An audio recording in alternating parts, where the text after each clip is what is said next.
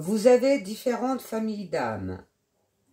Les bâtisseurs, les visionnaires, les sages, les artisans de la paix, les passeurs. Si vous arrivez à découvrir votre famille d'âmes, vous trouverez votre chemin de vie. Vous pouvez appartenir à plusieurs familles d'âmes. En les découvrant, vous pouvez comprendre le sens de certains événements de votre vie et vos blessures.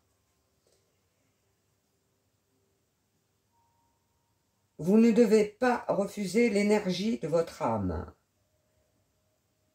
car celle-ci s'imposera à vous pour un alignement avec votre être. Donc il est important d'écouter votre âme, elle sait ce qui est bon pour vous. Elle connaît le but de votre réincarnation, sachant que pour votre âme, le maître mot, c'est l'amour. Ces 5 familles d'âmes peuvent être sectionnées en différentes petites familles. Vous avez la famille des maîtres, qui sont des initiateurs de mouvement, qui doivent travailler leur ego, la manipulation et le pouvoir. Le maître doit transmettre dans l'humilité. Son chemin de vie est l'engagement. Les maîtres font des actions spirituelles dans la bienveillance. Vous avez les guérisseurs enseignants. Ces âmes enseignent la guérison sous toutes ses formes.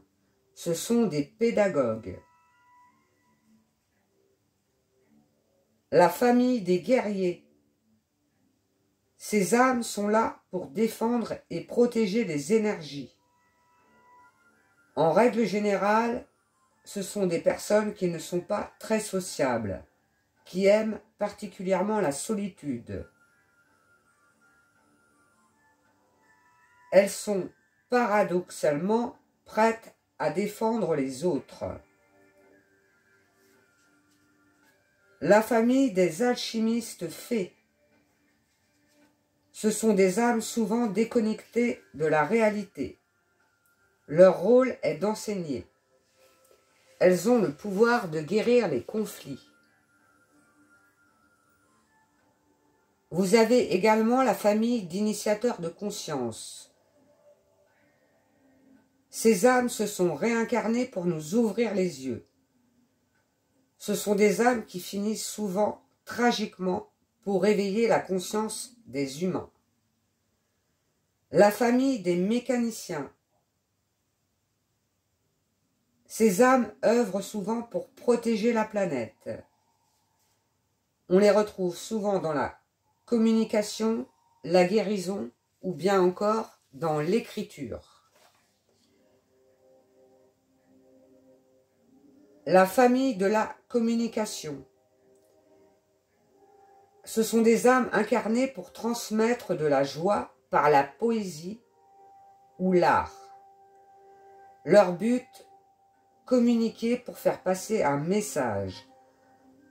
Ce sont souvent des écrivains, des journalistes, des chanteurs ou bien encore des peintres. Ce sont des âmes qui ne sont pas attachées aux biens matériels. Vous avez également la famille des enseignants qui sont là pour transmettre leur savoir. Elles enseignent l'amour. Ces âmes font souvent le métier de numérologue. La famille des passeurs. Ces âmes sont là pour aider. Elles ont souvent du mal à gérer leurs émotions. Ce sont des âmes présentes dans nos vies pour nous aider à tourner la page, nous aider à avancer. Les passeurs attirent souvent les âmes perdues. La famille des piliers. La densité de ces âmes est très forte. Elles sont souvent appelées dans des endroits où l'on aura besoin d'elles. Par exemple, elles peuvent être appelées dans un pays en guerre. Votre âme est appelée à agir là-bas. La famille des guérisseurs. C'est une famille d'âmes qui prodigue la guérison. Ces âmes doivent travailler l'ego surdimensionné et le sentiment de toute puissance ou encore un manque de confiance en soi. Ils ont le pouvoir de guérir tout ce qui est vivant sur terre. Les guerriers guérisseurs. Ces âmes aident les guérisseurs à rayonner dans la gratitude et la bienveillance. Souvent, ces âmes ont l'impression de porter le monde sur leurs épaules. Enfin, vous avez la famille des chamans. Ils aident la Terre à aligner ses vibrations avec ce qui l'entoure et à guérir de ses blessures.